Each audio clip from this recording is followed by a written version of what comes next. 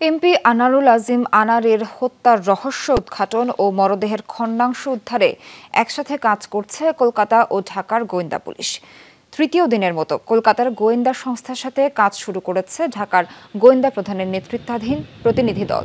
সকালে নিউ টাউনের অভিজাত সঞ্জীবা গার্ডেনে প্রবেশ করে বাংলাদেশের গোয়েন্দা প্রতিনিধি দল। ডিবি প্রধান হারুনুর রশিদের নেতৃত্বে ৩ সদস্যের গোয়েন্দা প্রতিনিধি দল সঞ্জীবা গার্ডেনে ঘণ্টাখানেক অবস্থান করে।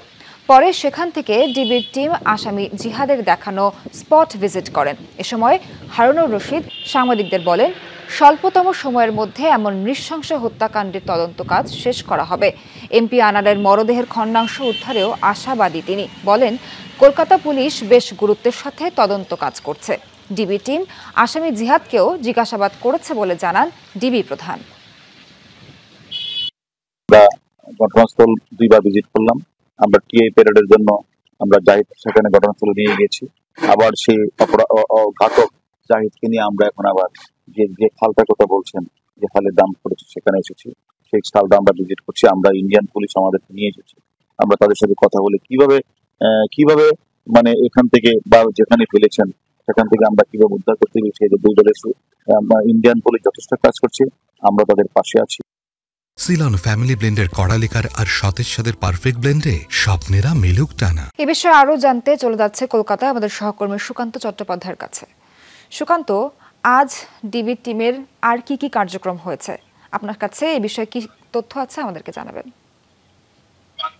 দেখুন, এখন ঘড়ির কাঁটায় প্রায় 2:10 ভারতীয় সময় এখন সঞ্জীব টাউন বলে একটি জায়গা আছে, সঞ্জীবা টাউন। সেখানে কিন্তু ডিবির প্রধান এবং তার সঙ্গে যে তদন্তকারী দলগুলি রয়েছে তারা রয়েছেন। এখানে কি কারণে এসেছেন যদিও সেটা পরিষ্কার নয়। তবে এই যে সঞ্জীবা গার্ডেনের ঠিক নিকটেই কিন্তু যে সুতুলিয়া খাল, যেখানে তার দেহাংশ ফেলা হয়েছে বলে জানা গিয়েছিল, সেখানেও কিন্তু তল্লাশি অভিযান চলেছে গতকাল পর্যন্ত। কিন্তু আজকে প্রতিকূল পরিস্থিতি অর্থাৎ যে রুমেলা ঝড়ের কারণে কিন্তু আজকে সকাল থেকে কিন্তু কোনো জায়গাতেই কিন্তু তল্লাশি অভিযান হয়নি।